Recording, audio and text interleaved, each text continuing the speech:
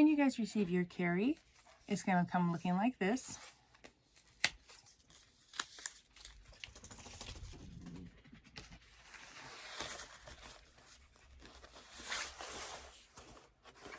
Alright, so on our exterior, we have our front and our back panels. Mine is just plain because regardless of any artwork that is on the Kari, this is going to be the tutorial that you're going to use for it. So that's why mine is very generic, so that way you guys can follow along, again, regardless of the artwork. So we have our front and our back panel, our 2 D-rings, our bottom gusset, and our 2 zipper gussets. For our lining, which is the waterproof canvas, before I cut this out, I'll take it over the iron and give it a nice little press to help get rid of the fold line and any wrinkles, and then also to help keep the curl away. But of course, we have our front and our back. We have our zipper gusset, our zipper gussets over here, our gusset here, and you'll notice there's an extra set of D-rings here. If your machine has a hard time handling sewing through the gussets with the D-rings using the exterior vinyl, you can use the waterproof canvas as an alternative for that instead. Or if you wanted to make this into a convertible backpack, you can put these in the gussets and then these on the back pieces. The only thing that you would need is an additional piece up here, a bigger loop at the top, so then you can turn your crossbody strap and then put it through that top loop, and then it can become a convertible backpack, which this video will not be going over that part. I'm just explaining that that's an option to use both sets.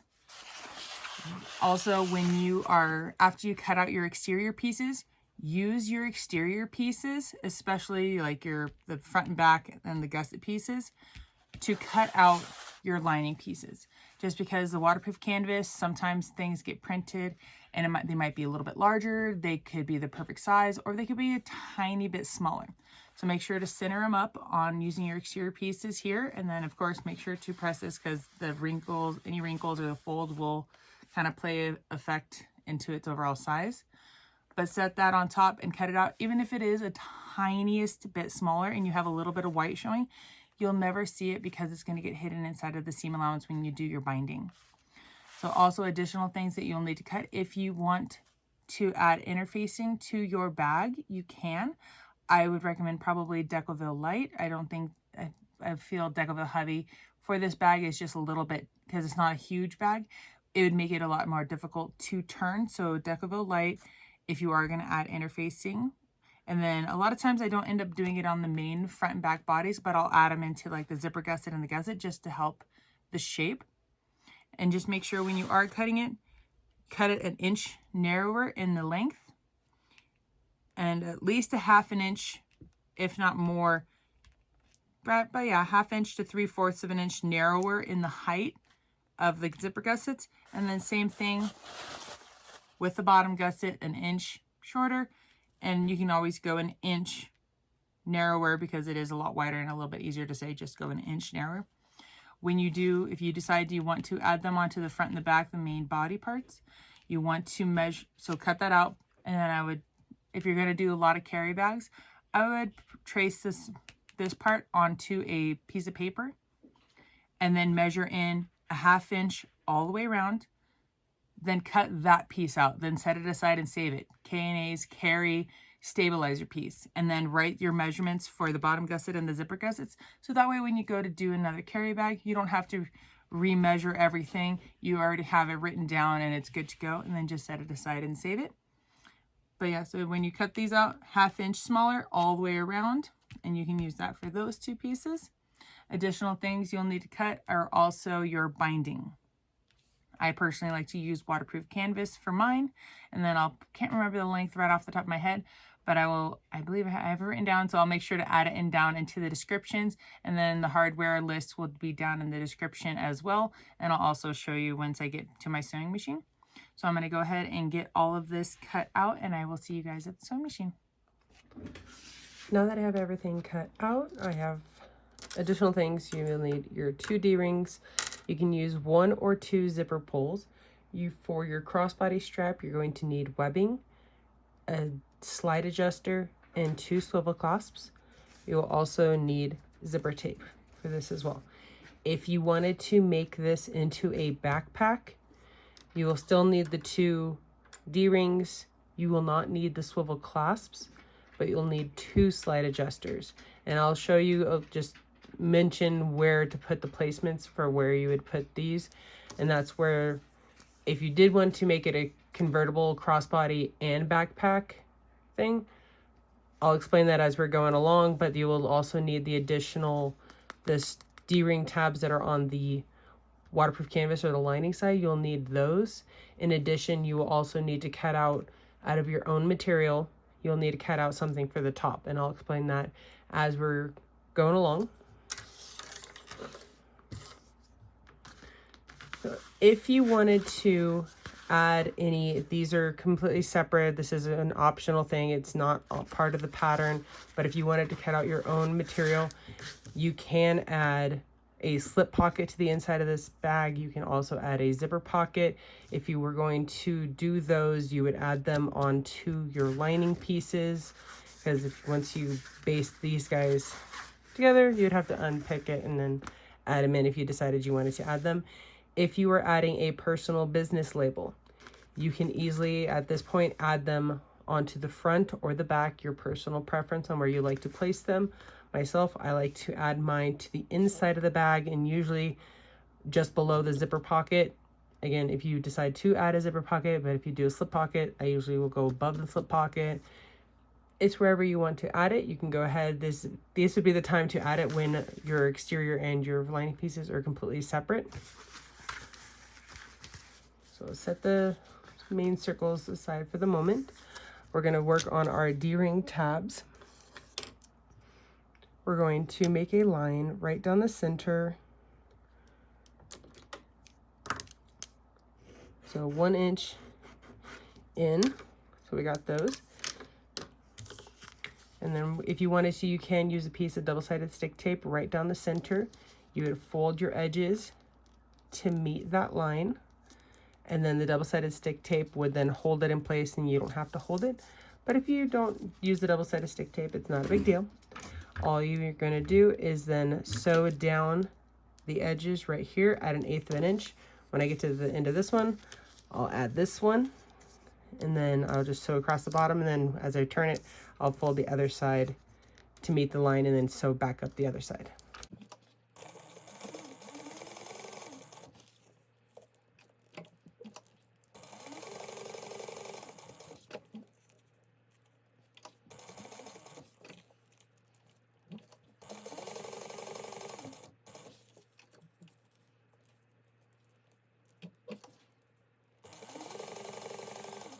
Once you get both of them sewn together, we're going to grab our D-rings. We're just going to slide those on right there.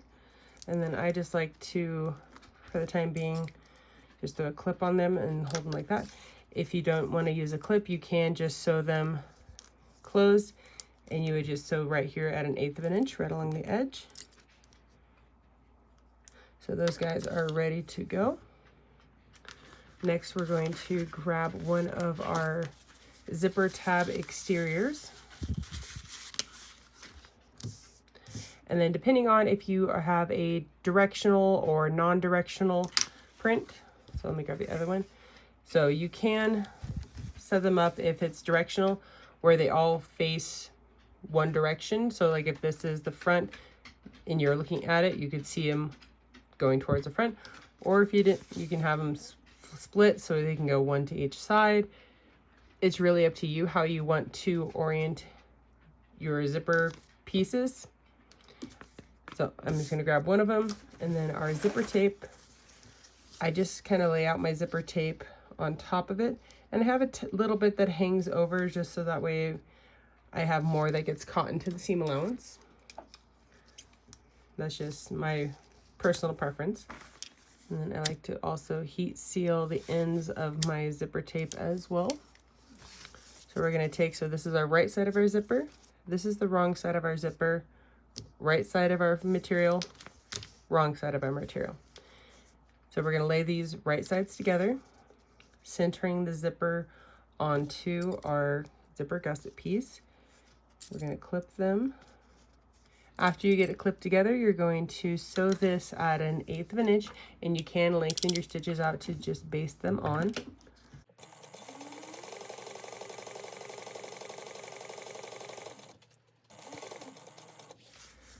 Next, we're going to grab one of our zipper gusset lining pieces. This is our right side, that's our wrong side. You really, to do the directional thing, the exterior, you're going to see it more. So I can understand wanting to, if you like them going the same direction or opposite directions.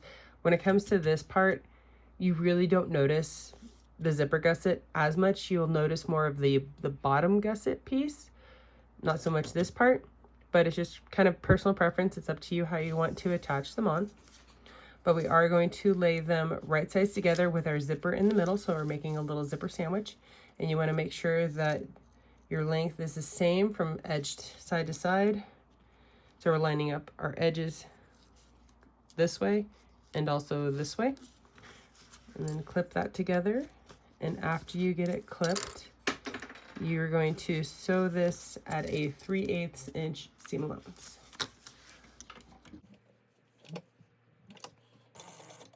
And make sure to backstitch at the beginning and the end.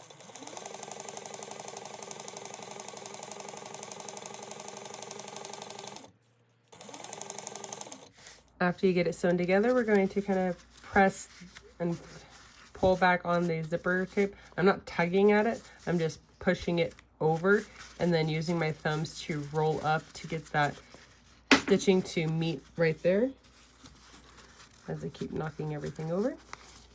And then I'm going to do the same thing for the other side, flipping that exterior up and then using my thumbs to kind of push it, fold that over,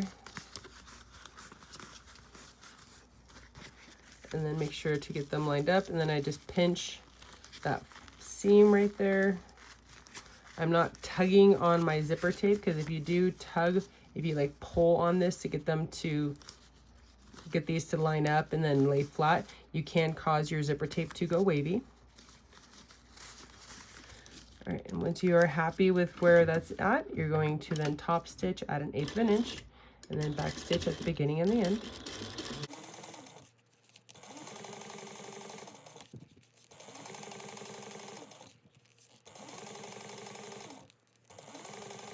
This is what your zipper gusset would look like once you have it top stitched and finished on the one side. If you want to, so everything we did to this side, you're going to repeat for the other side, but I'm just going to show you how to start if depending on what you're wanting to do. If you want if it's directional, if you want your art to all be facing the one way, the same way, you'd line it up like this and then tilt them right sides together like this. Okay, so then when you do roll it back, it's up like this. If you want them to go opposite directions, line it up going in opposite directions and then just lay it over like this. So again, everything we did for this side, you'll repeat for the other side. Once you guys have both of your zipper gussets sewn on, we're going to add in our zipper pulls. If you want to have two where they're in the middle and then you open it one to each side, you would just add one to each side. If you are doing just the one, mine, because I have it split to go to either, I can use either side can be my front. It doesn't really matter what side I put it on. But if both of your pieces are facing one direction, it really kind of determines whether you want to have it when it's closed, if you want it to open from the left to the right or the right to the left. If you want it to open from when it's fully closed, if you want it on the left hand side, and if this is the front, you need to add it onto this side. If you want it when it's closed to be over here and then you open it this way, you need to add it onto this side. So, and then anytime you want to add your zipper, you always want to check what your coils look like. So this side has one higher. I'm going to open that up, and then we have the curved part is our front, the flat part is our back. You're going to hold this into one of your hands. You're going to slide on and just add a little bit. You don't want it coming out the back, so you can see I just have a little bit on. You're going to curve that other zipper around. If you go in straight, your zipper coil right here is going to catch back here. So that's why you want to curve your zipper tape around, so you can see how my zipper coil misses right back here. So I slide that in. Once I get that in just a little bit, I can let go of the zipper and then I can just hold this with this hand And then I'm going to look through the back here. I'm going to slide that on. All right, so we can tell this side has a little too many. So we're going to back this up. We're not going to pull it all the way off. We're just backing up enough that we can, their zippers will stay inside. The coils will stay inside the zipper. There we go. And then I'm kind of tugging down on this side to try to get it to loosen up. Okay, I heard a nice little pop, so hopefully that slid back down in place. And then we'll push that down. Okay, now we got it to where it looked like before. And if it does look correct, there's no bulge to either side on the coil. And this top bar right here follows the coils directly down in line. If this side is slightly off, you'll see a slight bulge to each side, and then if you were to follow that, it would track to the side rather than straight down the middle. If you're doing 2 zippers, it doesn't matter as much because once you meet them in the middle, it kind of cancels that part out. But if you are just doing a single one, once you fully close it, it's not going to make the biggest deal in the entire world, but you might notice it. You might not. It's kind of a personal preference and in how much you're really looking at it. It probably, if it's incredibly off, yes, you will notice it. But if it's just like one coil off, you're probably really not going to notice it. So we got those on. And next we're going to add our D-rings. If your machine has trouble with the bulkiness, so like this, all this vinyl, and then when we sew that on, and then we add in the bottom gusset as well, so you get all those layers. If your machine has trouble with layers, that's why we included on the the waterproof canvas side, your lining side, 2 D-ring tabs on that side. So that way, if your machine does have issues with the layers, you can use those instead right here on the sides. If your machine still doesn't like the waterproof canvas, you can always cut your own out of like a cotton woven and use your own material to make these D-ring tabs just to help reduce the amount of bulk. But we're going to get these guys sewn on. And I have, how much hangover? About 3/8 of an inch hangover. It's not an exact science on how much needs to be hanging over or anything. All that determines is how much here is on, and so how much that will stick up. Our seam allowance when we sew the gusset together is going to be a 1/2 inch. So you want it to have at least a 1/2 inch here on this side. So that way you don't accidentally run into the bar. But you can have less or more. So it's personal preference. So you're just going to sew that each side down.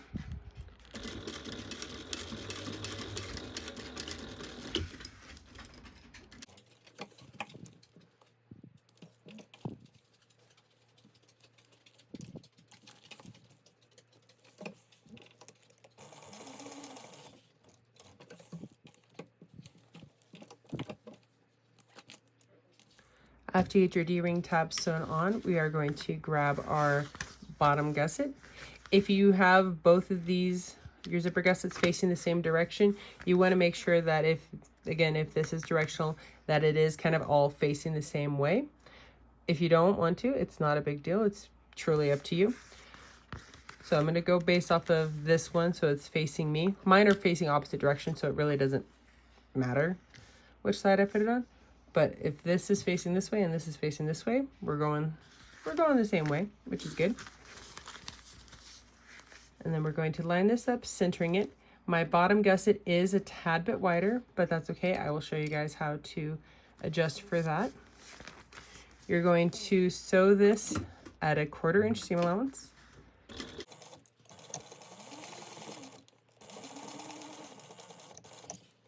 Once you get the bottom, that side, exterior side sewn on, we're going to flip it over and we're going to lay our lining right sides together.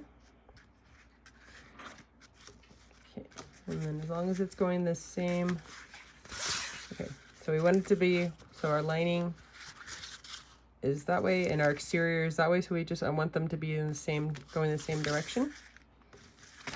So again, we're just going to line that up. I'm going to match it to my exterior gusset piece. There we go. And then once you get that clip together, you're going to sew that at a 1/2 inch seam allowance.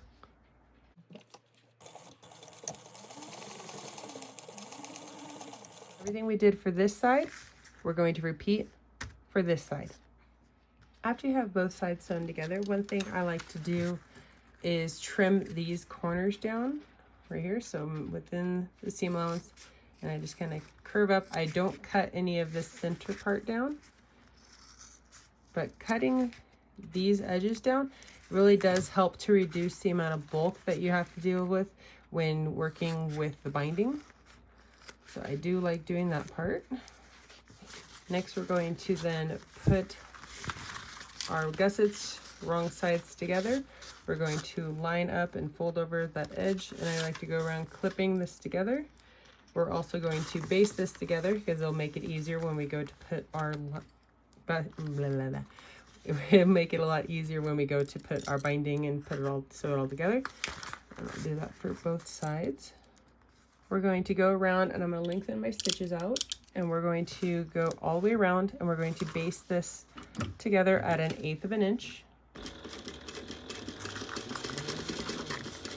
When we get to right here, you can see that my zipper gusset is a little bit narrower than my gusset itself. So we're going to maintain the 1/8 inch from this side. We're not going to immediately jump over and do 1/8 inch here. We're going to keep going for a little bit, and then we'll eventually gradually extend ourselves out.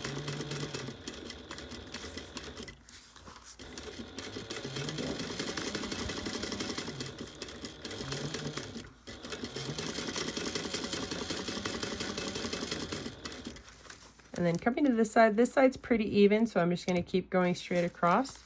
And then, but if this were, so like on this side here, if I'm going from something that's a little bit wider, like this side, I would bring this in, slowly bring this in to be a little bit more. So that way when I did hit the narrower spot, I would be at the 1/8 inch on this side. And then I'll show you guys what to do with that after we get these both sides basted together. After you get the one side basted together, make sure to flip this over and baste the other side. After you have both sides basted together, we're going to trim down these wider spots. So for on this case, we're going from a narrower, we're cutting into a wider spot. So we're going to maintain the narrower one, and then we're going to cut in and then gradually go back out. So we have a nice, smooth, slow transition. It's not a quick, harsh one.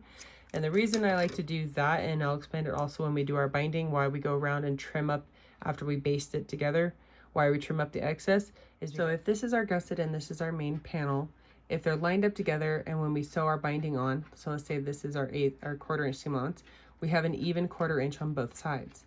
But if we shift and we have our front panel, or one of our panels that sticks here, if we do the 1/4 inch based off of this, we're really only getting about an 1/8 inch or potentially even less on the actual gusset side. So that's why when we trim that down, we make it even and we have an equal 1/4 inch seam allowance for both sides.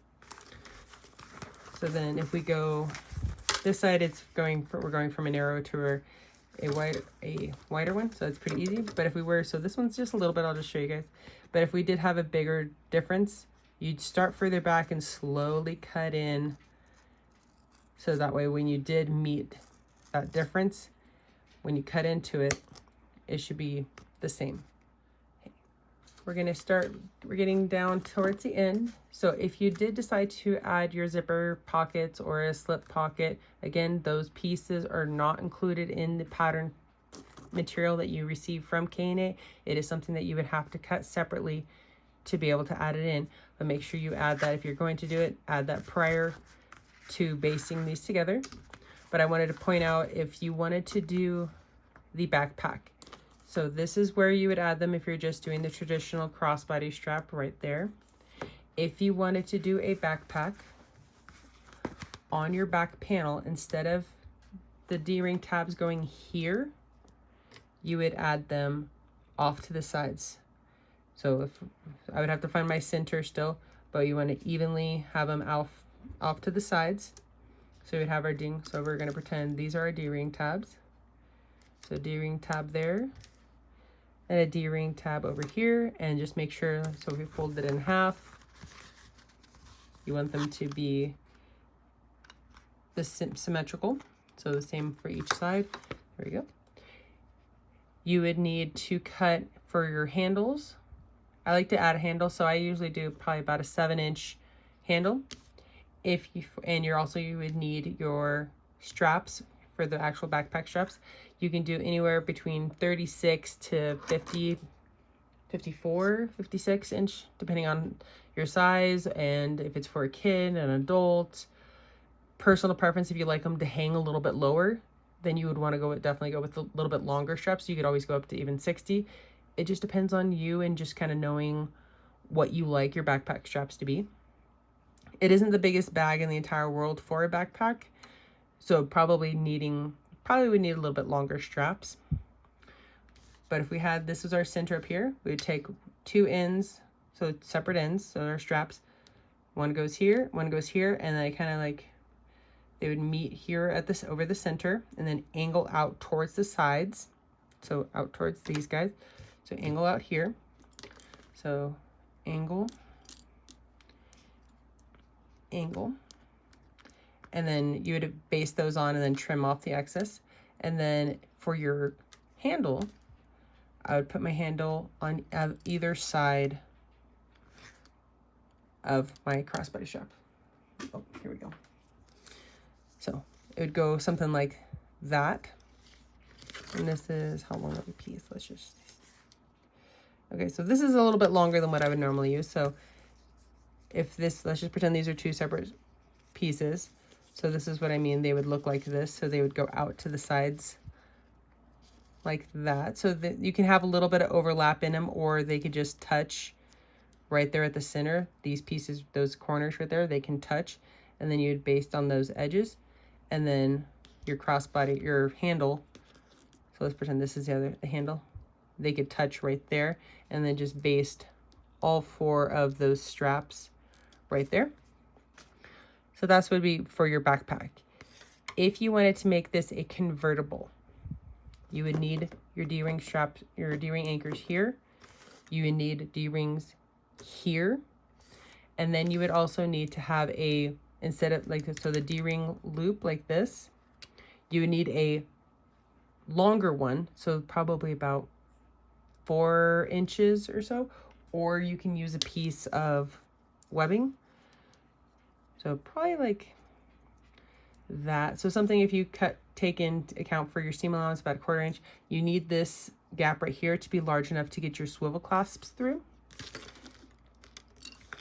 So you wouldn't necessarily need your handle anymore. So you would just take a loop like this. So no more handle piece.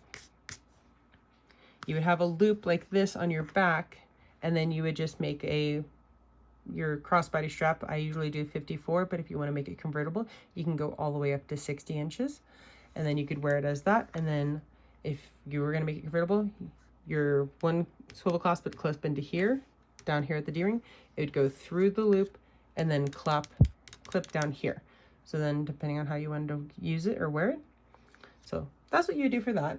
I know that's probably a little bit harder to have more explanation than actual like visually having all the pieces and everything. So I hope if you guys have any questions, please don't hesitate to ask them down in the comments, and I will try to explain to the best of my ability in the comments for that. But now we can baste our lining and our exterior pieces together. So first thing I'm going to do is find our actual centers of our exterior pieces.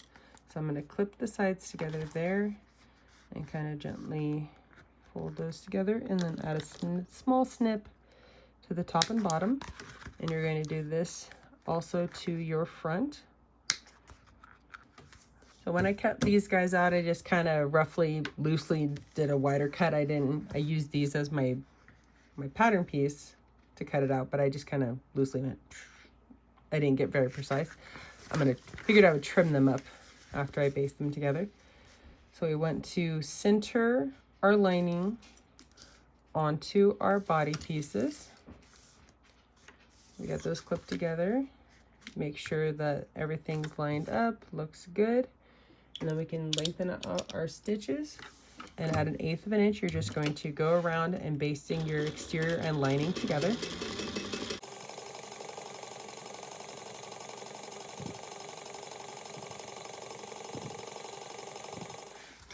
after you have this basted together, so for in my case, because I did loosely cut this, I need to go around and trim off the excess of my lining. And so you'll repeat this that you did, what you did for this one, for our other side. With both of these basted together, I'm gonna now find, you can technically do this a little bit sooner, but I just kind of forgot to do it. But we're gonna find the centers of our gusset. I don't like to add any center snips into these until this point, just in case when you sew them together, if that center does happen to shift from pre-sewing to having them sewn together. So get those, we have front and back, get those snips in.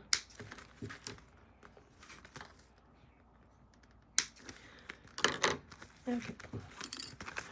So both of those sewn together. So to have my zipper fully closed, it's going to be over here. So this right here for me is my front. So I like to add a little clip on there just to kind of because when I turn it right side or wrong side out or lining side out, I managed to get myself all confused. So at least this I remember, okay, my front is the one with the clip. If you do have them going in both directions, like where they're all facing, you definitely want to make sure that you do mark your front so you know, so you get them putting on the right side. And then if they're split like this where they're going, you can technically reverse one, especially if they have two zippers.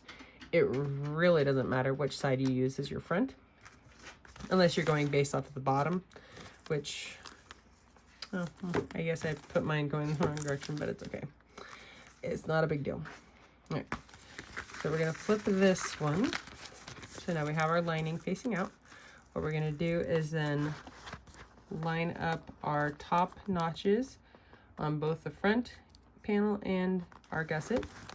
And we're going to spin it around and we're going to line up our bottom. And then you're just going to go around clipping, lining up your front panel and the edge of your gusset together.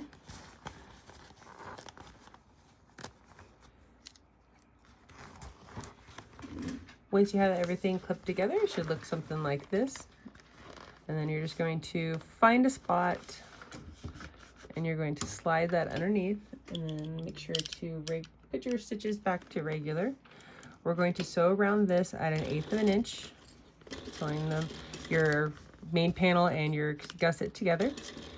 So things you want to look for is you want to make sure that your materials are lined up and you want to keep this area right in here flat. If by chance, as you're sewing, if let's say your panel, because I'm sewing from this side, so my gusset is down against my table. If you sew it from the other direction, it's whatever your personal preference is. They both accomplish the same thing. It's just how you are comfortable sewing it. But if you happen to come across, like, let's say your material bubbles up, if keeping them lined up creates that bubble, allow like a piece to like slide over, so extend out the one side to get that to go flat, and then we can always trim that up later. But that will allow you to reduce the chances for a pucker, where if you force them to stay lined up and you get that little bubble in there, you could run the risk of a pucker. So we want to limit the amount of those.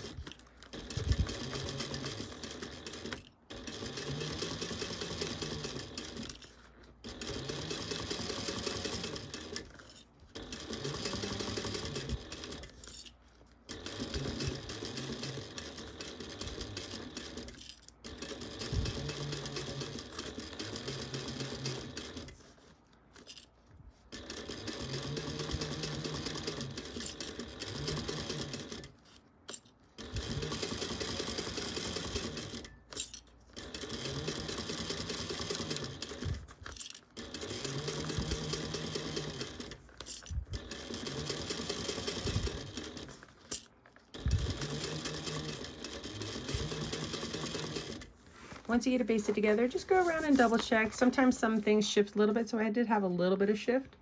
So I want to make sure to trim that down, just like I explained earlier, so that way we have a nice even binding seam allowance on all sides. So we just trim that, the little excess off. So make sure to go all the way around, look from both sides. All right, that looks pretty dang good. So the next thing you'll do is you'll grab your binding. Right, so we're gonna grab our binding next. So for myself, I'm using waterproof canvas. There are multiple different types. You can use regular fabric that you turn into bias tape. You can already buy the pre-made bias tape. You can use fold over elastic. It's truly your personal preference, what you're comfortable with using.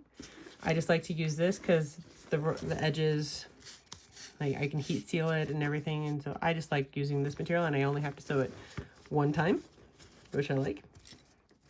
So we're gonna just start going around. We're just going to clip it on in place. When I cut my waterproof canvas, I like to cut mine a little bit wider than an inch, about 1.25 inches. And the reason I like to do that is I will only put, so because I sew from this side is what's facing up like this. So I only put what I need for the seam allowance on this side that I can see.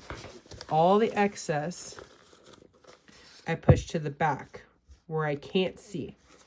Because it's one of my most frustrating things that can happen is if you have just a tiny little width of binding and you go to sew it on, and then you're going and you see the front and you're like, okay, cool, everything's lining up, everything's good.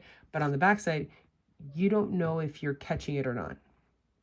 And so when you're finished and you look at it, the one side that you can see looks beautiful. The other side, you missed half of it or missed chunks of it. And it's just like, so then you have to go back through and re-sew it. Such a pain. So that's why I always like to cut mine a little bit wider and put all my excess to the one side, to the back where I can't see. It's never a 100% guarantee that I'll catch it, but I give myself a really good chance of catching it. And then all I have to do at the end is just go around and trim off the excess from both sides, and it's gonna look absolutely beautiful. You would never know that it's a little bit, that I did a little bit wider and then they got trimmed down. So you're just going to go around clipping all of your binding into place. And then depending on the type of binding that you're using, when you get back to the end, you would finish it off however that type of binding that you're using, what it needs to be done. Okay, now I got my binding all clipped in place, and you just need to find some spot to kind of wiggle the clips around and slide underneath your foot. And so you're going to go around using a 1/4 inch seam allowance. I personally like to go a little bit more, so you can see that this is a 1/4 inch for me roughly. And so my 3/8 is right here, and I have a little bit of that material sticking out. So I'm not quite a full 3/8, but I am a little bit bigger than a 1/4. So that for me is my sweet spot of what I like to use. And then make sure to back stitch at the beginning, and you'll also do it at the end. And then I like to press and hold on to my binding and just make sure that it's staying in place, because binding can sometimes slide. And just like we did with the basting, you're making sure that the material that's right in front of the sewing foot is going in flat.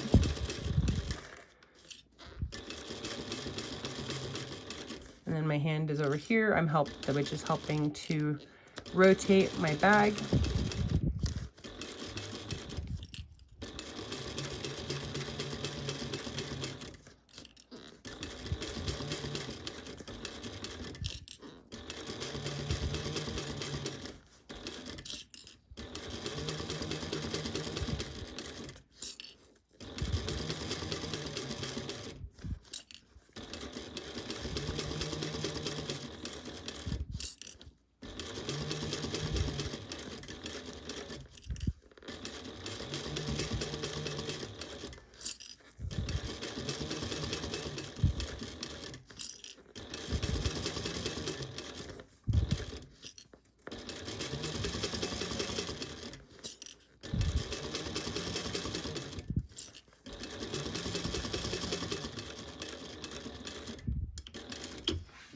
Okay, so here's my binding. So technically at this point I can trim this off now, or I can wait till after I get the backside on. Personal preference when you like to do that part. But so now we're going to open our zipper, and then just like we did for the front, we're going to line up our top notches and our bottom notches and then clip this together, lining up all the way around. So I'm going to do that part off camera. Okay, got this side all clipped together. And it is a little bit easier if you slide this side under on the side that your zipper gusset is. And we're just like we did with the front. You're going to go around basting this together, or technically sewing at 1/8 of an inch.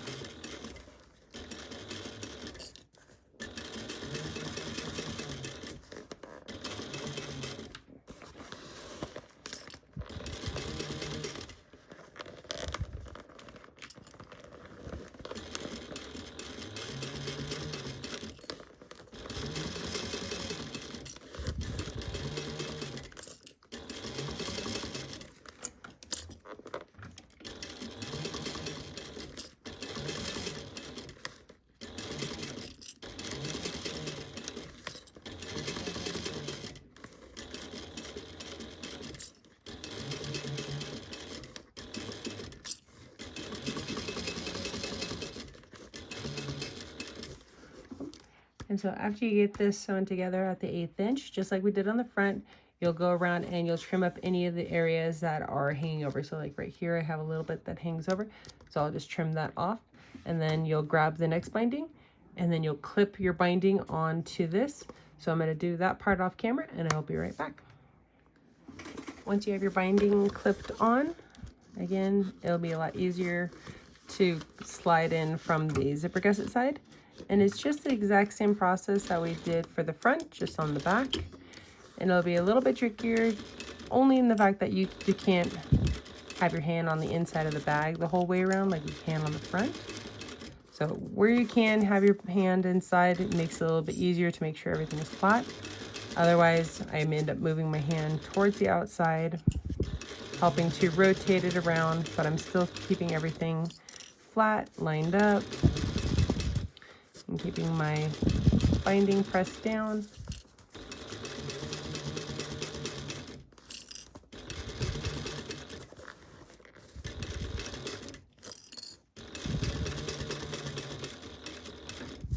And then when you can reach inside, you can reach in. Just make sure that things on the inside are nice and smooth and laying flat to help to reduce any puckers.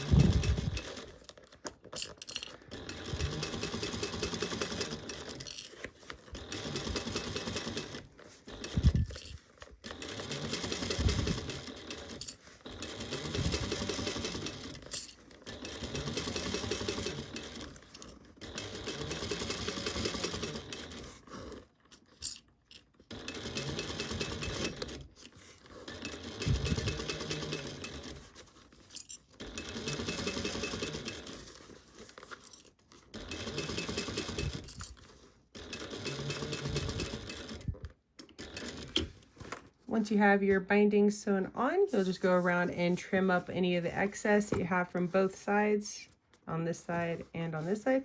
And so in my case, I'll do it on both sides. And then once you have both sides trimmed up on your binding, if you're doing binding like I am, you'll turn this bag right side out. So I'm going to do that part right now off camera, and then I'll be right back. Okay, got the bag all finished, all turned out. It looks pretty dang good. So just need to close that part up. All right, there's that. And so the last thing that we need to do is our crossbody strap. So we have one end of our strap material.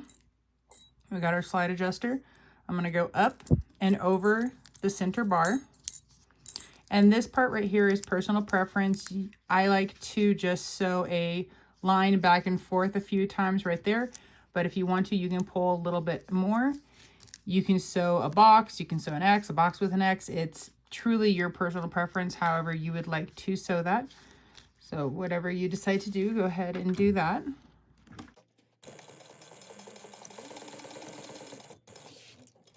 Okay, once you have your threads trimmed up, this is what it should look like. So this part is going to be stationary.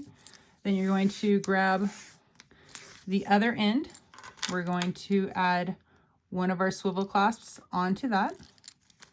And then the thing that I like to do is, so this is the back side, since it's got the fold, and then this would be the front side. So I like to put my strap to the back side and just hold those two in one hand. Then I'm going to slide the swivel clasp all the way down and just verify that I have no twists or turns in there. So once you've got that on and there's no twists, you're going to take your kind of, I believe it's called the running end. So you're going to go to the running end, you're going to go up, over the center, and then back down. So this is what it's going to look like. So again, the middle piece is the stationary piece, and this right here is going to be what slides to adjust your length. So that's what that looks like. And again, so now we don't see the back, so we just see the front of the zipper, or not zipper, of the strap, so the webbing. So here's here's the back, so there's the fold piece. It's now hidden in underneath there. So now we have, this is the top. We have our piece. We're going to hold our swivel clasp. We're going to slide that on, and we're going to push the end of it back down against itself. So then if this is now the new back, we have that against the back. And then however you sewed the part right here, you're going to do the same thing for this one.